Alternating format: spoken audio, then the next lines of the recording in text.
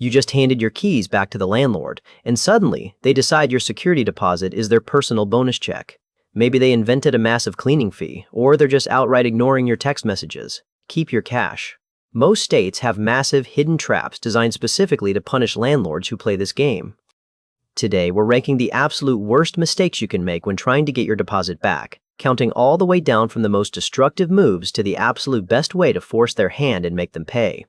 Before we get to number 1, we'll crack open exactly how one specific tactic makes them legally lose their minds. We're starting at the very bottom. The 5th worst thing you can do is accepting their word as the absolute law. Landlords bank on you not knowing the local rules, so they throw out intimidating terms. They might say you owe them for normal wear and tear. Normal wear and tear is just a legal phrase for the basic breakdown of an apartment that happens simply because a human lived there. It means the scuffed baseboards or the slightly faded paint on the walls. If you just accept that bill and walk away, you're throwing away your money. Laws vary wildly by state, but almost nowhere requires you to leave a place in pristine condition. A landlord can't legally charge you to repaint a room just because the paint looks a little tired. When they try to bill you for basic upkeep, that's their first line of defense, and falling for it guarantees you lose.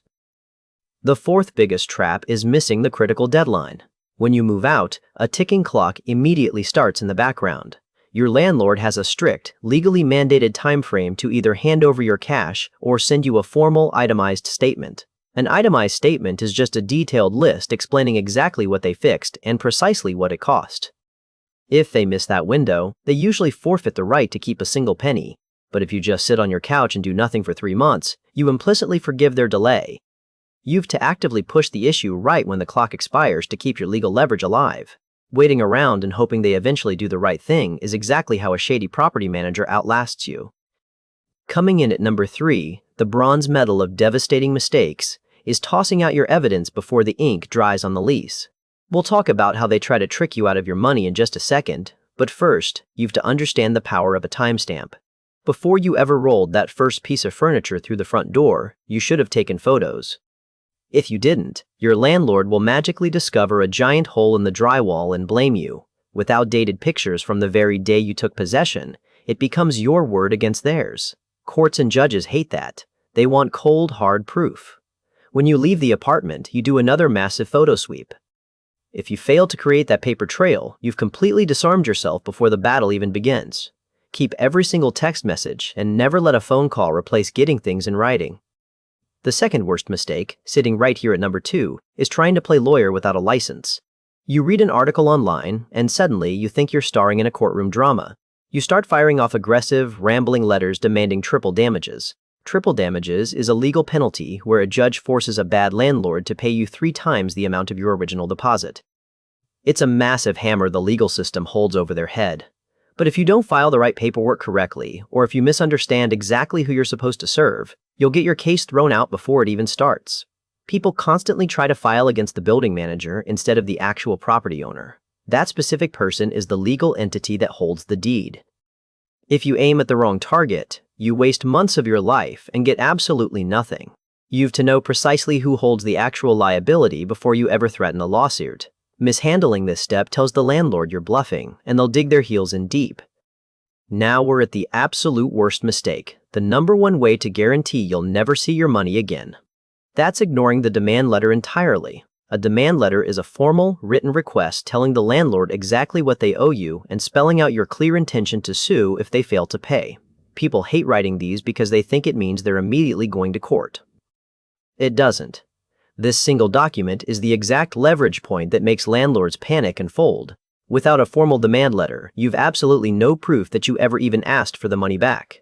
This is the mandatory first step before a judge will even look at your case, and skipping it's the most fatal error you can possibly make. This brings us to the absolute best way to handle the situation, ranking at the very top of the ladder. The number 1 best move is sending a terrifyingly perfect demand letter. You draft a calm, incredibly professional document that cites your state's specific security deposit statute. You include copies of your move-in photos, the cleared check showing you paid the deposit, and a firm deadline for them to wire the funds. You send it by a certified mail, which is a special postal service requiring a signature upon delivery, so they can't pretend it got lost in the mail. When a property manager holds that signature card in their hands, the entire dynamic flips on its head. Suddenly, they realize you aren't just some frustrated tenant venting into the void, you've just built an airtight legal paper trail. They know if they ignore this, they'll end up in front of a judge, explaining why they broke the law. The smart ones will write you a check that very same week to make the whole problem disappear. Sometimes, though, even a flawless demand letter isn't enough. If they still stonewall you, the next step on our ranked list is taking them to small claims court. Small claims court is a specialized, stripped-down legal arena designed specifically for regular people fighting over smaller amounts of cash without needing to hire expensive representation. You don't need to know a bunch of legal Latin. The judge just wants to see your lease, your photos, your certified mail receipt, and the landlord's bogus itemized list. The formal rules of evidence are incredibly relaxed, and you simply tell your story.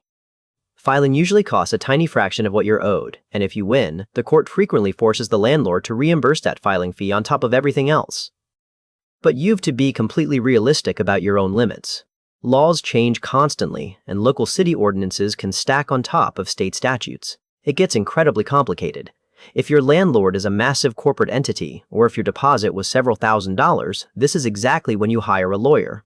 You don't need an expensive retainer for this. You find an attorney who handles tenant rights on a contingency basis.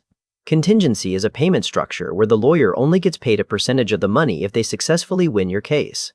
If the lawyer takes your case, it means they firmly believe you're right, and they'll use their firm's official letterhead to instantly scare the landlord into cutting a check. That official legal pressure is often the final push required. What is the absolute most ridiculous reason a landlord ever gave you for keeping your deposit? Drop it down in the comments. If this breakdown gave you the exact tools you need to force a shady landlord to cough up your missing cash, pass this video along to a buddy who is currently stressing over an empty bank account after moving out. Make sure you subscribe to Scribble Law so you always know the actual rules of the game before a property manager tries to play you.